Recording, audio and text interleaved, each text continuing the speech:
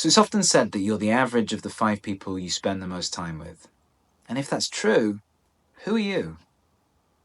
As a CEO, it's critical to spend time with people who challenge you, expand your thinking, and help you to grow.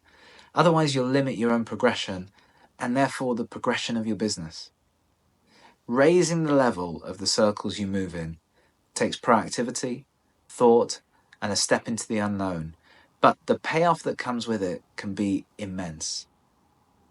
Now, the challenge that many CEOs face is that they're subject to the day-to-day demands of their business, and as a result, they spend most of their time with their team, their suppliers, and others who are, by default, operating at a lower level than they are.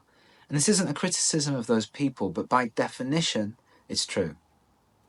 If you're lucky enough to still be client-facing and to be working with chief executives that are further along the path to success than you are, well, then you have a fantastic opportunity to leverage those relationships.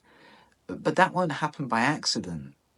Even the very best CEOs in the world, think Jeff Bezos or Elon Musk, actively network with each other and with other leaders, helping them to gain fresh perspectives and challenge their own thinking.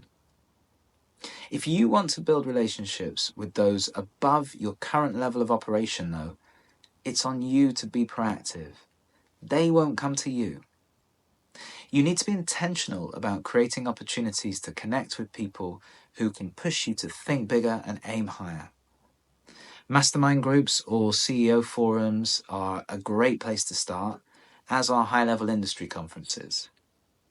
Or you can be even more deliberate and target individuals specifically, as Bill Gates famously did in cultivating his relationship with Warren Buffett. Think about who you know that you'd like to spend more time with, and who you think would provide a different perspective on your business and on your personal development. Who are they specifically, and where might you be able to run into them? Make a list and start working through it. As you do, think about how you can provide value in return and ahead of your ask.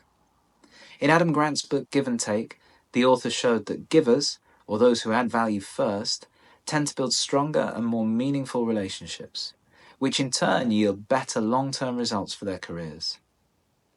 When Reid Hoffman was building LinkedIn, for example, he proactively offered advice, connections, and strategic insights to established technology leaders like Mark Zuckerberg, which led to a powerful network that he could then leverage when he needed to. Now, it might be difficult at first to identify what you could offer someone who's at the next level of success, but there's almost always something. Perhaps you have a unique insight into an area of interest for them, or maybe you're able to connect them to an opportunity or a person that they could benefit from. You could create formal arrangements like advisory boards, where there's compensation and experience to gain. I've done that in my own company, and it can be a great way to bring a group of people together that you'd never be able to hire or to afford as consultants. It's important to realize too that building a relationship is not a one-time thing. It requires sustained, ongoing effort and thoughtfulness.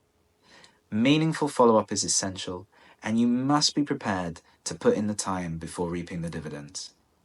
One factor that prevents all of us from showing up in the circles we'd like to be in is our old friend, imposter syndrome. Now, it's normal to feel like you're not worthy of the time of someone who's far more successful than you are, currently, or that you don't belong in the groups that they're part of. To become worthy, though, you have to find ways to overcome that barrier. 70% of people experience imposter syndrome at some point in their career, and high achievers are much more susceptible to it than others.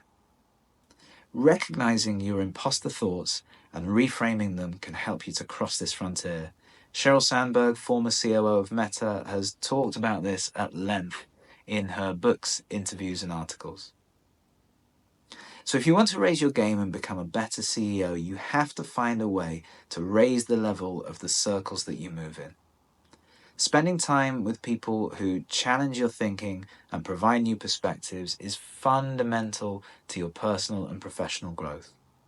Step outside of the business that keeps you isolated. Be proactive and go meet some amazing people. You'll be very glad that you did. and so will your team, investors, and customers.